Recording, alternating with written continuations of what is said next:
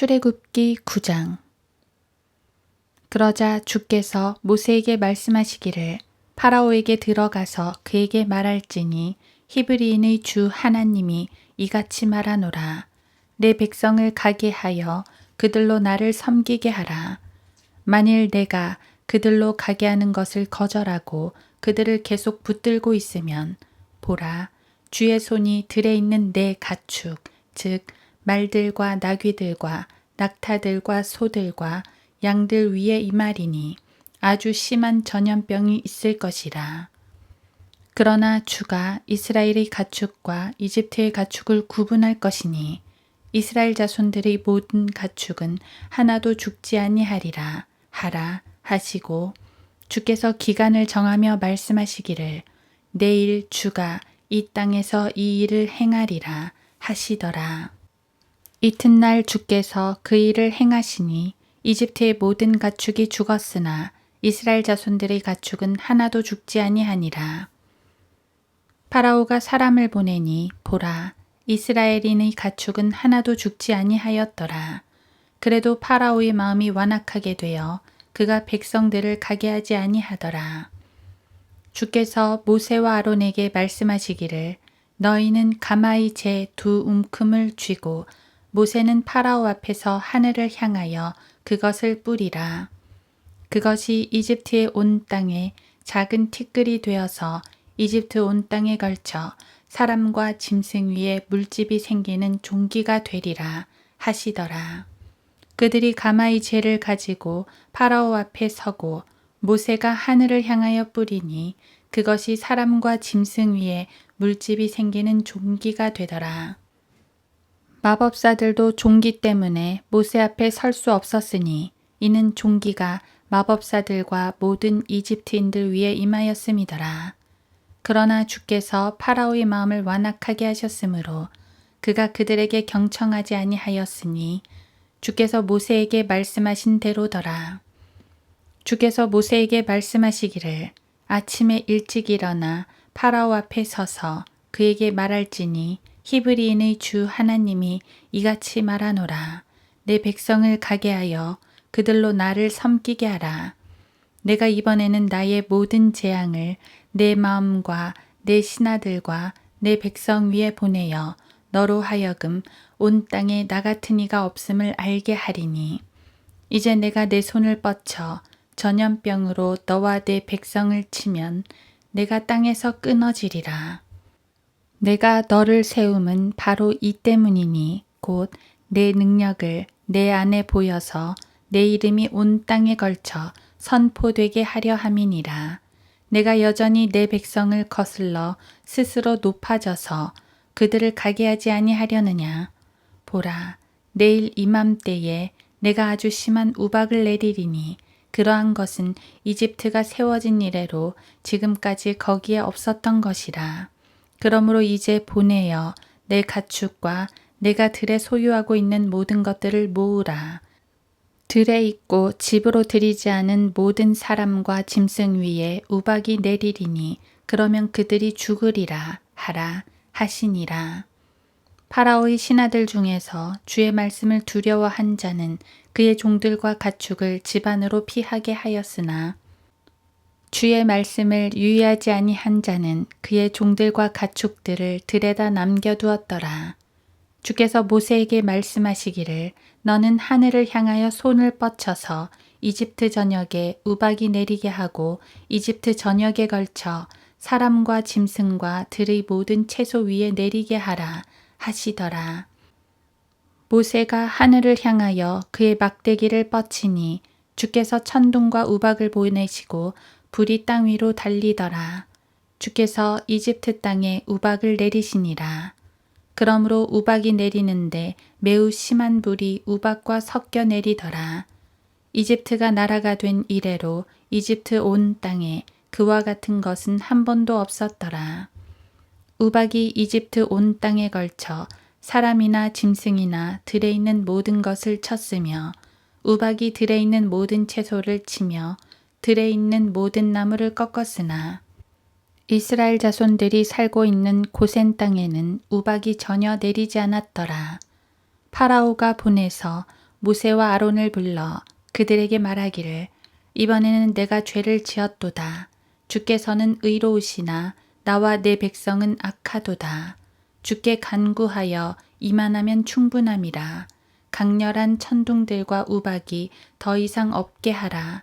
그리하면 내가 너희를 가게 하리니 너희는 더 이상 지체하지 말지니라 하니 모세가 그에게 말하기를 내가 성읍에서 나가자마자 주께 내 손을 활짝 펴리니 천둥이 그치고 우박도 더 이상 없으리이다. 그리하면 당신은 땅이 어떻게 주께 속하였는지를 아시리이다. 그러나 당신과 당신의 신하들로 말하면 아직도 당신들이 주 하나님을 두려워하지 아니할 줄 내가 아나이다 하더라. 그때 보리는 이삭이 나왔고 삼은 꽃이 피었기에 삼과 보리는 상하였으나 밀과 호밀은 자라지 아니하였기에 상하지 아니하였더라. 모세가 파라오를 떠나 성읍에서 나가서 주께 자기 손을 활짝 펴니 천둥들과 우박이 그치고 비가 땅에 쏟아지지 아니하니라.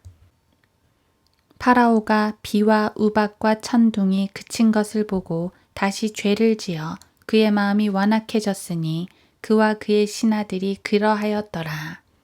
파라오의 마음이 완악해졌고 이스라엘의 자손들을 보내려 하지도 아니하였으니 주께서 모세를 통해 말씀하신 대로더라.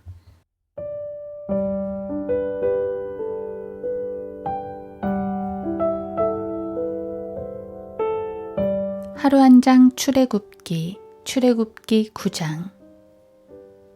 내가 너를 세움은 바로 이 때문이니 곧 내 능력을 내 안에 보여서 내 이름이 온 땅에 걸쳐 선포되게 하려 함이니라.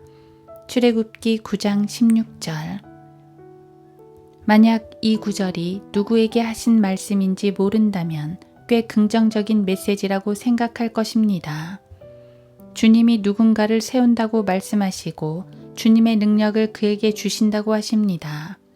그를 통해 그분의 이름이 온 땅에 선포된다는데 이보다 좋은 일이 어디 있겠습니까? 이 사람은 분명 크게 쓰임을 받은 사람일 겁니다. 대체 어느 선지자이기에 이런 귀한 인물을 주신 걸까요? 하지만 아닙니다. 안타깝게도 이 사람은 이집트 왕 파라오입니다. 하나님께서 파라오를 크게 쓰신다는 말씀입니다. 도대체 파라오를 어떻게 쓰신다는 말일까요? 하나님은 때때로 악인도 쓰십니다. 악인도 하나님의 도구가 되는데 이 경우엔 사랑이나 은혜를 위한 도구가 아니라 심판을 위한 도구입니다. 하나님께선 성도들의 찬양으로 영광을 얻으시기도 하지만 악인을 심판하심으로도 영광을 얻으십니다. 파라오에게 영광을 얻으신다는 것은 그런 의미입니다. 주님의 능력을 그에게 나타낸다는 말도 능력의 팔로 그를 도우시겠다는 말이 아니라 그를 치시겠다는 말입니다. 파라오는 참으로 하나님의 영광을 드러내시기 위해 얻어 터지는 존재입니다. 사탄이 그렇습니다. 이 세상 권세가 그렇습니다. 하나님께선 누군가의 멸망을 기뻐하시지 않지만 사탄의 멸망만은 기뻐하십니다. 요한계시록 19장에 보면 이 세상 권세가 무너질 때 하늘에서 할렐루야 찬양이 울려 퍼집니다. 요한계시록 19장 3절. 성도들을 괴롭혔던 원수들이 멸망할 때 하늘에는 기쁨이 있습니다. 하나님께선 성도들의 편이시며 성도들을 위해 원수를 갚아주시는 분입니다. 파라오는 성도들을 괴롭혀온 사탄 같은 존재입니다. 따라서 그의 멸망은 온 이스라엘의 기쁨이며 하나님의 영광입니다. 원수 마귀는 세상에서 매우 강력한 존재지만 하나님은 그보다 훨씬 강하신 분입니다. 하나님은 승리로서 온 땅에서 높임을 받으실 것이고 성도들은 그분 안에서 또한 영광을 얻을 것입니다. 하나님께서 이스라엘의 하나님이라는 사실을 기억하십시오. 당시 이스라엘은 힘없는 노예였습니다. 다시 말해 노예들의 하나님이라는 말입니다. 세상 민족들이 얼마나 얕잡아 봤겠습니까? 그런데 그 하나님께서 이집트를 이기십니다. 아말렉을 이기시고 아모리와 카나안을 이기십니다. 이방인들이 생각했던 것처럼 군소 민족의 작은 신이 아닙니다.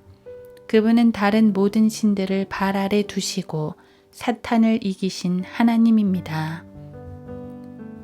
따라서 그 하나님의 백성도 더 이상 노예가 아닙니다.